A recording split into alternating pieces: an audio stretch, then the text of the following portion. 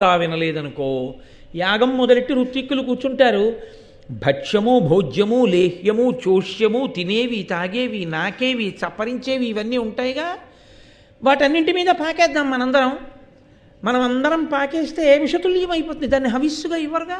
అక్కడ హవిస్సు పాత్ర ఉంటుంది, నేతి పాత్రలు ఉంటాయి, వాటన్నిటి మీద పాకేద్దాం. ఇంకెందుకు ఇస్తాడు హవిస్సు? యాగం అయిపోతుంది.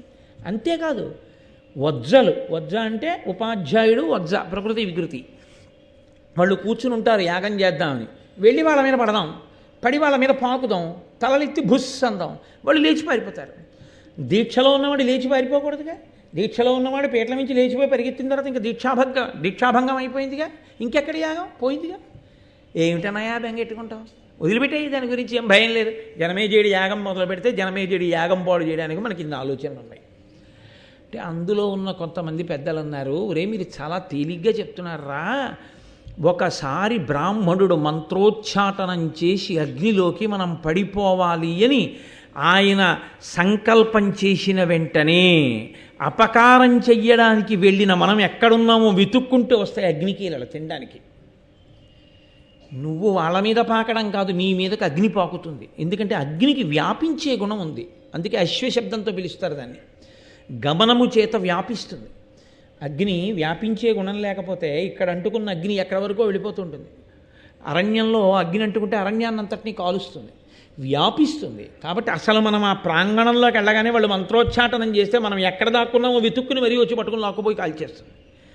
కాబట్టి నువ్వు నేను దాని మీద పాకడం ఏమిటి, బ్రాహ్మణుల మీద పడడం ఏమిటైనా మతుందా నువ్వు చేసే ఆలోచనకి? ఏమి బాగులేదు నీ చెప్పినటువంటి మాట అంటే. ఆయన వాసుకి తెల్లబోయి వింటున్నాడు. ఎలా మరి దీనికి పరిష్కారం ఎలా కుదురుతుంది, వీళ్ళు ఎలా రక్షింపబడతారు?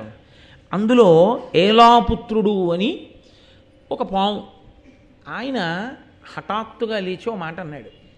కద్రువ మనందరికీ శాపం పెట్టిన రోజు రాత్రి కద్రువ ఒడిలో తల పెట్టుకుని నిద్ర రాకపోయినా నిద్ర వచ్చినట్టుగా నటించి పడుకుని ఉన్నాను నేను.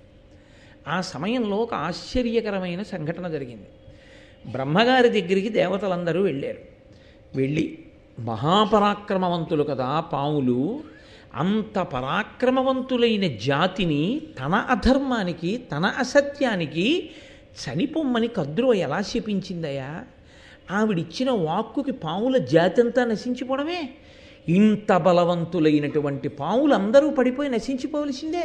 అందులో ఆదిశేషుడున్నాడు, వాసుకి ఉన్నాడు, మహానుభావులు ఉన్నారు, వీళ్ళందరూ కూడా మడిసిపోతారా అని అడిగారు దేవతలు. అడిగితే వాళ్ళతో బ్రహ్మగారు అన్నారు,